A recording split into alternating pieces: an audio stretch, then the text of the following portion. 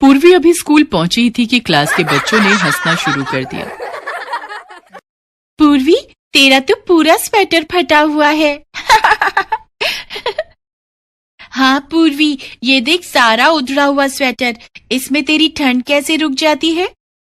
Class की सभी लड़कियों को हंसता हुआ देखकर पूर्वी रोने लगती है और घर आकर अपनी माँ से कहती है, माँ, आज फिर क्लास के सभी बच्चे मुझ पर हंस रहे थे। मैंने फटा हुआ स्वेटर पहना हुआ था। मुझे नया स्वेटर लेकर दे दो ना माँ। तेरे पापा को आने दे, उनसे पैसे लेकर कल मैं तेरे लिए नया स्वेटर ले आऊंगी। कह तो दिया है, पर पूर्वी के पापा भी कहाँ से पैसे देंगे? कम से कम 400 रुपए का आएगा स्वेटर। मैं सोच रही हूँ मालकिन से ही कुछ पैसे मांग लेती हूँ, वही ठीक रहेगा। पूर्वी की माँ सावित्री एक कोठी में सफाई बर्तन का काम करती थी। वो अपनी मालकिन से उधार के कुछ पैसे मांगती है। क्या हुआ सावित्री, सिर पर क्यों खड़ी है? काम हो गया तो जा और गेट बाहर से बंद करती जाना। मालकिन, वो पूर्वी के लिए स्कूल का नया स्वेटर लाना है। कुछ पैसे उधार मिल जाते तो आप मेरी तनख्वाह में से काट लेना। देख सावित्री, ये रोज रोज का एडवांस मांगना बंद कर। अभी मेरे पास पैसे नहीं है, जा कहीं और से इंतजाम कर। सावित्री को मालकिन ने रुपए देने से मना कर दिया।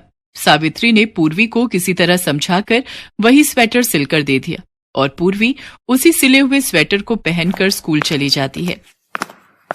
पूर्वी, तू आज फिर वही फटा हुआ स्वेटर पहनकर आ गई और ऊपर से सिला हुआ। तुझे पता है अंजू, इसकी मम्मी हमारे घर में बर्तन सफाई का काम करती है। कल इसकी मम्मी मेरी मॉम से नया स्वेटर खरीदने के लिए पैसे मांग रही थी, पर मॉम ने मना कर दिया।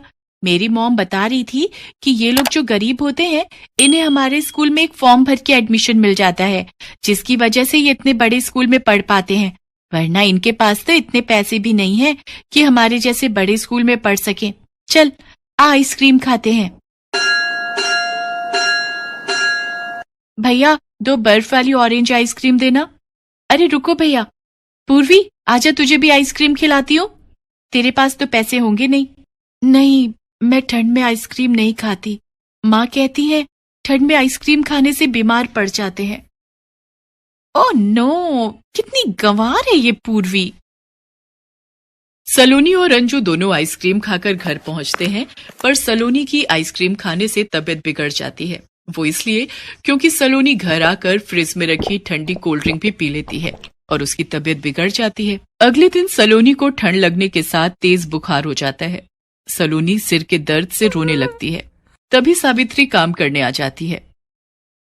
क्या हुआ मालकिन, सलोनी बिटिया रो क्यों रही है? आज स्कूल भी नहीं गई बिटिया, सब ठीक तो है? सलोनी को मौसम का बुखार हो गया है, इसे ठंड लग गई है। डॉक्टर ने आराम करने के लिए बोला है। दवाई भी दे चुकी हूं, पर इसके सिर में दर्द ही नहीं जा रहा। मालकिन, यदि आप मेरी बात मानो तो सलोनी बिटिया को शहद खिलाओ और अदरक और तुलसी वाली चाय भी पिलाओ। उससे ठंड बहुत जल्दी दूर होती है। अगर आप कहो तो मैं बिटिया के लिए अदरक तुलसी वाला काढ़ा बनाकर देती हूँ, आप इन्हें वो पिलाओ। ठीक है सावित्री, तुम काढ़ा बना दो, मुझे तो ये सब आता नहीं है, पर तुलसी तो घर में है नहीं। कोई बात नहीं मालकिन, मैं पीछे वाले मंदिर के बगीचे से ले आती हूँ। सावित्री मंदिर से तुलसी लाकर सलोनी के लिए काढ़ा बनाती है। उसे पीकर सलोनी को बहुत आराम मिलता है। कुछ दिन तक सावित्री सलोनी की मम्मी को ठंड से बचने के लिए काफी चीजों के बारे में बताती है, जिससे सलोनी की तबीयत में सुधार आता है। मॉम, मेरे स्कूल की पूरी 1 हफ्ते की छुट्टियां हो गई। मेरा बहुत सारा क्लास वर्क रह गया होगा, मैं कैसे पूरा करूंगी? मालकिन, अगर आपको बुरा ना लगे तो पूर्वी सलोनी बिटिया के स्कूल के काम में मदद कर देगी। वो सलोनी बिटिया की कक्षा में ही पढ़ती है। मालकिन हाँ में सिर हिला देती है। सावित्री पूर्वी को स्कूल से सीधा वहीं ले आती है। पूर्वी का फटा पुराना उधड़ा सिला स्वेटर देख मालकिन बहुत शर्मिंदा थी। कितने अच्छे हैं ये लोग। सावित्री ने मुझसे पूर्वी के स्वेटर के लिए पैसे मांगे थे, पर मैंने उस दिन मना कर दिया था। सचमुच पूर्वी का स्वेटर कितना फटा हुआ है। पूर्वी की मदद से सलोनी का स्कूल का सारा काम पूरा हो जाता है और फिर एक शाम।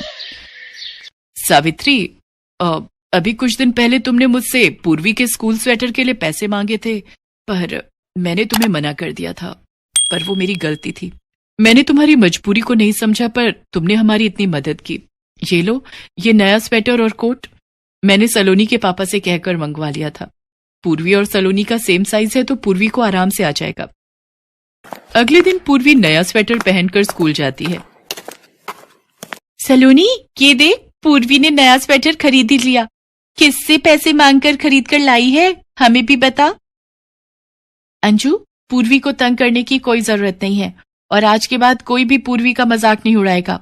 पूर्वी, आज से तुम मेरी दोस्त हो, अब तुम्हें कोई भी तंग नहीं करेगा।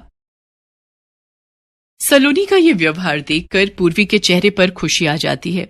सलोनी की मम्मी भी सावित्री को ठंड के कपड़े और कंबल देती हैं ताकि भरी ठंड में सावित्री का परिवार गर्म कपड़े पहन ओढ़ सके।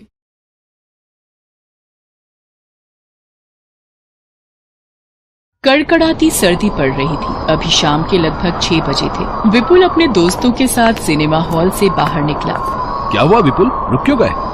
अरे यार, जूतों में मिट्टी लग गई है। आज जरा वो सामने पॉलिश वाला बैठा है, उससे जूते पॉलिश करवा लेता हूँ। ए पॉलिश वाले, मेरे जूतों पर मिट्टी लग गई है, जरा अच्छे से चमका देना। लाओ बेटा, मैं अच्छे से पॉलिश कर दूंगा। एक सेकंड, ये बेटा किसे बोला है? तुम जूते चप्पल ठीक करने वाले भी रिश्तेदार बनकर ज्यादा पैसे ऐंठने की सोचते हो। जल्दी से पॉलिश कर दो। वैसे यार रोहित, सामने गर्मा गर्म भुट्टे का ठेला देखकर मुंह में पानी आ रहा है यार। ये कड़ाके की सर्दियों का अलग ही मजा है ना। बढ़िया बढ़िया स्वेटर और जैकेट पहनो। सर्दियों में खाने पीने की गर्म गर्म चीजों का आनंद ही कुछ और है। जा, जरा ठेले वाले से 2 गर्म गर्म भुट्टे लेकर आ जा। ये जूते पॉलिश हो गए हैं। तुम लोग जितना मर्जी कमा लो, रहोगे भिखारी ही। ठंड लगती रहेगी पर अपने लिए एक स्वेटर नहीं खरीदोगे। यही फटी चादर लपेटे फुटपाथ पर ही पड़े रहते हो। लाओ जूते दो, ये लो 5 रुपए। 5 रुपए? पर इन जूते पॉलिश के तो 20 रुपए हुए। आपने डबल पॉलिश लगाने को बोला था। दिमाग खराब है क्या है? 20 रुपए? 2 रुपल्ली की तेरी पॉलिश की डिब्बी नहीं है और 20 रुपए मांग रहा है। ये 5 रुपए रखने हैं या ये भी वापस जेब में डाल लूं? बेचारा बूढ़ा मोची क्या कहता, चुपचाप 5 रुपए रख लेता है क्योंकि उसे अपने परिवार का गुजारा करना था और उसके लिए उस 5 रुपए की बहुत बड़ी कीमत थी। विपुल अपने दोस्त के साथ गाड़ी में बैठकर चला जाता है। वो एक अमीर लड़का था। उसके दिल में किसी गरीब के लिए दया नहीं थी। उस बूढ़े मोची का नाम रामेश्वर था। वो अपने घर पहुँचता है। क्या बात है मालती, किशन अभी तक घर नहीं आया? बस आते से अपने पोते का जब तक मुंह न देख लो तुम्हें चैन नहीं आता। क्या करूं मालती, बेटे बहू के गुजर जाने के बाद किशन हम दादा दादी की जिम्मेदारी है, पर हम उसके लिए कुछ नहीं कर पा रहे। दद्दा, फिर आपने अपना मन खराब कर लिया। जाओ, मैंने आपसे बात ही नहीं करनी।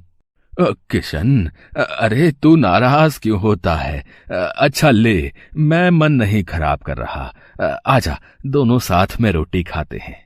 दद्दा, अब तो मैं 12वीं पास कर चुका हूँ। अब तो मैं भी कुछ वक्त में नौकरी करना शुरू कर दूंगा, फिर हमें कोई चिंता नहीं रहेगी। बस तू पढ़ लिख जाए और तू जीवन में कुछ बन जाए, हमारी तो यही इच्छा है बेटे। दद्दा, मैंने वो ओबीसी का फॉर्म जमा किया था ना, उसके आधार पर मुझे एक कॉलेज में दाखिला मिल गया है। ये तो बहुत अच्छी बात है बेटा, मैं तेरे लिए बहुत खुश हूँ। अगले दिन किशन कॉलेज पहुंचता है। उसका ओबीसी के तहत अच्छे कॉलेज में नाम आ जाता है। विपुल भी उसी कॉलेज में पढ़ता था। यार विपुल, आज ठंड कुछ ज्यादा नहीं हो गई है? तेरा ओवरकोट तो बहुत बढ़िया लग रहा है। बढ़िया कैसे नहीं होगा, डैडी विदेश से लाए, यहाँ के हिसाब से पूरे 50,000 का ओवरकोट है। ओए, अंधा है क्या? है दिखाई नहीं देता? सारी कॉफी मेरे कोट पर गिरा दी, तू नहीं बचेगा। जी मेरी गलती नहीं है, वो कुछ बच्चे अचानक से बास्केटबॉल लेकर भाग रहे थे, वो टकराए तो आप पर गिर गई। देहाती गवार लड़के, तुझे पहले तो इस कॉलेज में नहीं देखा। अरे विपुल, ये कुछ गरीब बच्चों को जो हमारे स्कूल में हर साल दाखिला मिल जाता ना, ये उन्हीं में से एक है। अच्छा, गरीब वर्ग के लोग जिन पर कॉलेज दया करके एडमिशन दे देता है। शायद इसने कभी ओवरकोट तो क्या, एक ढंग का स्वेटर भी नहीं पहना होगा। स्वेटर में एयर कंडीशनर भी लगा रखा है। इसके स्वेटर में ये छेद देख, ये इसीलिए बने। स्वेटर में छेद वाला डिजाइन तो पहली बार देखा है। चल यार रोहित, कैंटीन से टमाटर सूप पीने चलते हैं। गरम गरम टमाटर सूप का अलग ही मजा है ठंड के दिनों में। चल। किशन क्लास में आ जाता है। वो विपुल की बातों पर ध्यान नहीं देता। एक दिन किशन कॉलेज से घर की ओर जा रहा था, तभी उसने देखा विपुल किसी लड़के की पिटाई कर रहा है। तेरी हिम्मत कैसे हुई अपना अमरूद का ठेला मेरी गाड़ी के आगे से निकालने की? तुझे पता है मैं कौन हूँ? मेरे डैडी एक जाने माने बिजनेसमैन है। अगर मैं चाहूँ तो तेरी रोजी रोटी अभी बंद करवा सकता हूँ, फिर भूखा मरना। भैया वो सड़क पर जाम है, इसलिए ऑटो वाला तेजी से निकल रहा था आगे। मैं तो बस उसे जगह दे रहा था। मैंने जानबूझकर आपकी गाड़ी के आगे ठेला नहीं किया। एक तो गलती करता है? ऊपर से जुबान लड़ाता है? गरीब कहीं का। बात तो तुझसे हो नहीं रही, ठंड में ठिठुर रहा है और मेरे सामने खड़ा होगा। पहले मेरे सामने खड़े होने की औकात तो बना ले। विपुल, इसे छोड़ दो। इसकी तरफ से मैं तुमसे माफी मांगता हूँ। बेचारा मजदूर है, इसे चोट लग जाएगी। ले, आ गया एक और गरीब, दूसरे गरीब की हिमायत के लिए। चल रोहित, किसी कॉफी शॉप में चलते हैं, वहाँ गर्मा गर्म कॉफी पियेंगे। सारा मूड खराब कर दिया। तो मेरा अमरूद का ठेला गिरा गया। किसी से उधार पर अमरूद खरीद के लाया था, कैसे भरपाई करूंगा कुछ समझ में नहीं आ रहा। ये तो सारे अमरूद खराब हो गए। आज 1 रुपए की भी कमाई नहीं हुई। मैं क्या करूंगा? बेचारे गरीब ठेले वाले के सारे अमरूदों का नुकसान करके विपुल अपनी राह चला गया। क्या मिला किसी गरीब का नुकसान करके? मैं इस बेचारे के लिए कुछ भी नहीं कर सकता। काश मैं इसकी मदद कर सकता। शुक्रिया भैया, आज आप नहीं होते तो वो मुझे जान से ही मार देता। तुम ठंड से कांप रहे हो, ये स्वेटर पहन लो। किशन अपना स्वेटर ठेले वाले को पहना देता है। किशन गरीबी का दुख जानता था, इसीलिए उसे इस बात का एहसास था। वो उस ठेले वाले की मदद करना तो चाहता था, पर उसके पास खुद ही पैसे नहीं थे। विपुल को जरा सा भी दुख नहीं था कि भरी सर्दी के दिनों में एक गरीब बेचारा पुरानी फटी कमीज पहनकर अपने घर से कमाने के लिए निकला है। परिवार को पालने के लिए उसके पास अमरूद के ठेले का ही सहारा था, जिससे वो कमाई करके 2 वक्त की रोटी जुटा पाता। पर उसने उसका सारा नुकसान कर दिया था। किशन घर पहुंचता है, तभी रामेश्वर भी आ जाता है। किशन, तुम्हारा स्वेटर कहाँ गया? सुबह तो तुम पहन कर गए थे। दद्दा, वो किसी ठेले वाले को बहुत ठंड लग रही थी, वो ठंड से कांप रहा था तो मैंने उसे दे दिया। किशन बेटा, तेरे पास तो एक ही स्वेटर था बेटे। कोई बात नहीं, ये ले, तू ये स्वेटर पहन ले। आज जब काम पर गया था तो वहाँ पर कोई बड़े सेठ स्वेटर और कंबल बांट रहे थे, तो उन्होंने मुझे ये एक स्वेटर और कंबल दिया। भला हो उन सेठ का। अब ये स्वेटर तुम्हारे काम आ जाएगा किशन। पर दद्दा, तुम्हारे पास भी तो कोई स्वेटर नहीं है ना, ये स्वेटर तुम पहन लो। अरे मेरे पास तो वो काली जैकेट है जो पिछले साल मिली थी, मैं तो वही पहन लूंगा। वो बड़ी गर्म है, तू ये पहन ले बेटा। रामेश्वर को स्वेटर और कंबल मिलना इत्तेफाक नहीं था। बहुत लोग होते हैं जो मदद के लिए सदैव आगे रहते हैं, और ये अच्छी कोशिश है कि किसी को ठंड में कंबल और स्वेटर बांटना बहुत ही पुण्य की बात है। किशन ने गरीब ठेले वाले को स्वेटर दिया और बदले में भगवान ने सेठ के रूप में पहुंचकर रामेश्वर को एक नया स्वेटर दे दिया। अगले दिन जब किशन कॉलेज पहुंचता है, डॉक्टर ने बताया है विपुल को ठंड लग गई है और जिसकी वजह से उसकी तबीयत ज्यादा बिगड़ गई है और अगले 10 दिन बाद फाइनल एग्जाम शुरू हो रहे हैं। कितनी भयंकर ठंड पड़ रही है। क्या जरूरत थी इसे रात भर पार्टी में रहने की। ठंडी हवाओं से बीमार पड़ गया ना, और ये तो यहाँ दिल्ली में अकेला ही रहता है। इसके मम्मी पापा तो राजस्थान रहते हैं। अरे, विपुल को ठंड लग गई है और वो अकेला रहता है। मुझे उसकी मदद के लिए जाना चाहिए। रोहित, क्या तुम मुझे विपुल के घर ले जा सकते हो? किशन रोहित के साथ विपुल के घर जाता है। विपुल की हालत बहुत खराब थी, वो उठ भी नहीं पा रहा था। उसे बुरी वाली ठंड लगी हुई थी, खांसी, जुकाम, बुखार, सिर में दर्द और आंखें लाल हो रही थी। रोहित, किशन, तुम दोनों। किशन ने कहा कि वो तुमसे मिलना चाहता है, इसलिए मैं इसे लेकर आया हूँ। विपुल, तुम आराम करो, मैं तुम्हारे लिए तुलसी अदरक वाली चाय बना लाता हूँ, और हर 1 घंटे में तुम्हें भाप भी लेनी होगी ताकि ठंड तुम्हारे शरीर से बाहर आ सके। ये अदरक और तुलसी वाली चाय पीकर तो शरीर को बहुत आराम मिला है किशन। तुम मेरे लिए इतना कर रहे हो और मैंने तुम्हारा बहुत अपमान किया है तुम्हारा, फिर भी तुम मेरे लिए आए हो। बस ज्यादा मत बोलो और सोने की कोशिश करो। तब तक मैं तुम्हारे लिए गरम गरम खिचड़ी तैयार करता हूँ। किशन का इतना प्रेम भरा बर्ताव देखकर विपुल सच में बहुत शर्मिंदा था। जिस किशन का वो अपमान कर रहा था, आज वही किशन उसकी पूरे दिल से सेवा कर रहा था। अगले दिन तक विपुल की तबीयत में बहुत सुधार आ जाता है। उसके मम्मी डैडी भी उससे मिलने आते हैं। मम्मी, ये किशन है।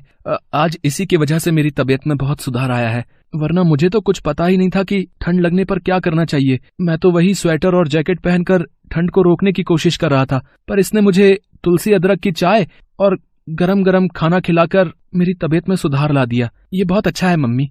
किशन से मिलकर विपुल के मम्मी पापा भी बहुत खुश होते हैं। कुछ दिनों बाद विपुल की तबीयत में बहुत सुधार आ जाता है और वो परीक्षा की तैयारी भी कर लेता है। एक दिन किशन विपुल को अपने दादा दादी से मिलवाने घर लेकर जाता है। किशन के दादाजी को देखकर विपुल को सिनेमा हॉल के बाहर की सर्दी की वो शाम याद आ जाती है और विपुल की आंखों में आंसू आ जाते हैं, जो शायद आज पश्चाताप से भरे हुए थे।